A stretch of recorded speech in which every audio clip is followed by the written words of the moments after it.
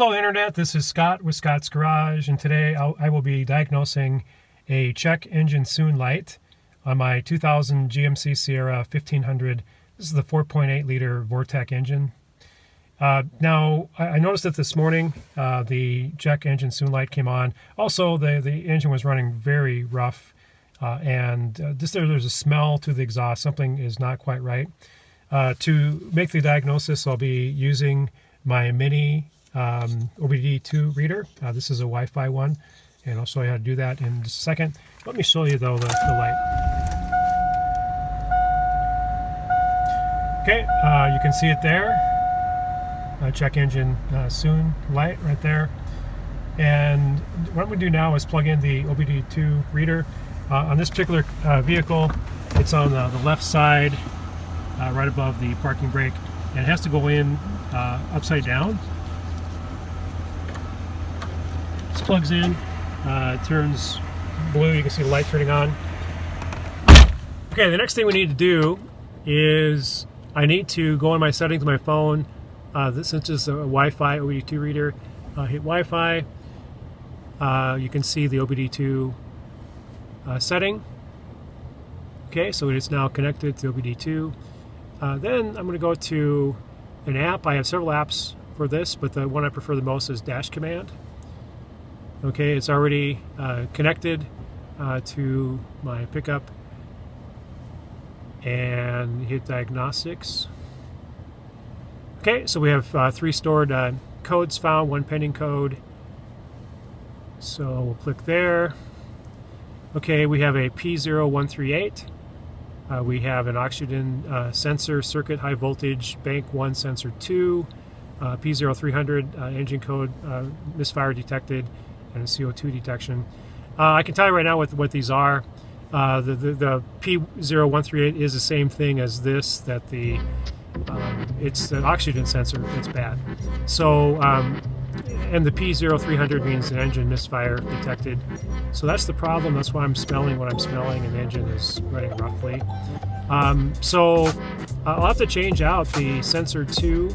I'll check the wiring first, but more likely it's the actual sensor. Okay, so I have the hood open here. So this is a V8, so you're going to have exhaust coming off of both sides here.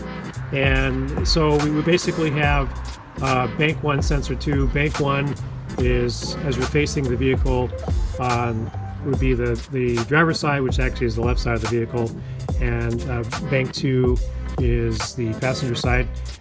So I can point this out here. Hopefully you can see it. Yeah, I can see it right now. There's the catalytic converter, and you have a sensor up here, and that's sensor 1. Sensor 2 would be on the downstream side of the catalytic converter. So I'm going to have to get to it from beneath, and I will make sure the connections are correct, but more likely it's the sensor. Okay, I determined it is the sensor. The wire connections look fine. So I went to O'Reilly's. This was about 55 bucks. It's a Bosch. This is what it looks like. And I think the sensor 1, sensor 2 are the same for both banks too. I think they're identical.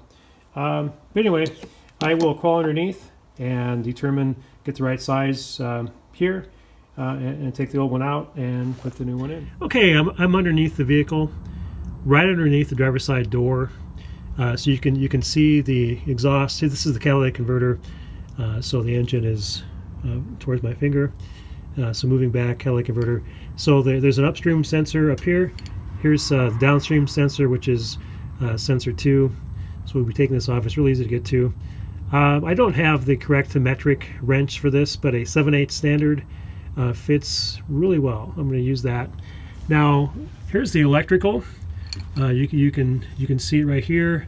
I'm just going to snip this off. It's a plastic part that holds everything in place. The new sensor and wiring harness has a new one of these. So I'm just going to take a pair of dikes and cut that, and then just pull the whole thing out.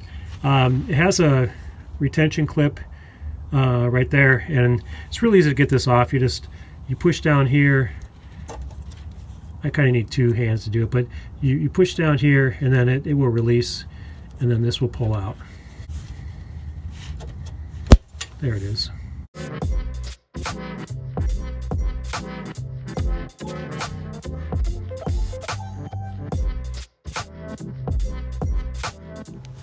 Okay, here's the old sensor.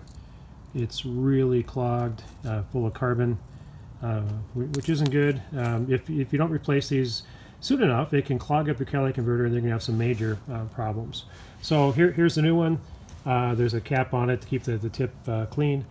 Here's the new wiring harness, with the part that snaps in place, and we'll install it here in just a second. Okay, there's the new sensor unit.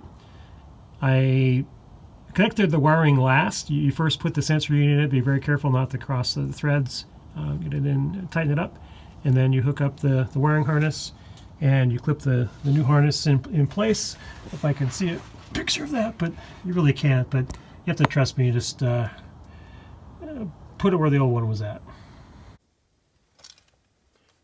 All right, I've replaced the old sensor with the new oxygen sensor, and I'm going to start the engine, and I'm going to clear the codes, and we'll see how she runs.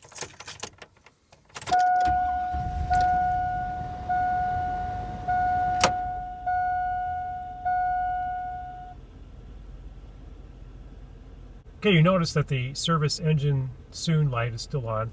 That's because the codes aren't cleared. Yeah, it does sound a lot better. So what I'm going to do is go to the app. Okay, here's the app. And it's connected. Again, diagnostics.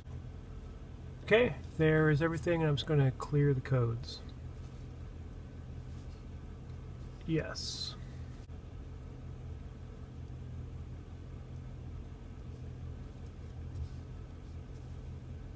All right, I've cleared the codes. That's obvious because the service engine soon light is off. The engine is running smoothly. I don't smell any bad smell with the exhaust. So I think I got this fixed. So this is Scott with Scott's Garage.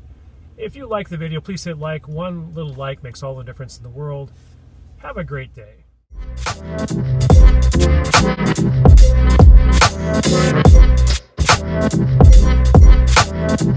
We'll be right back.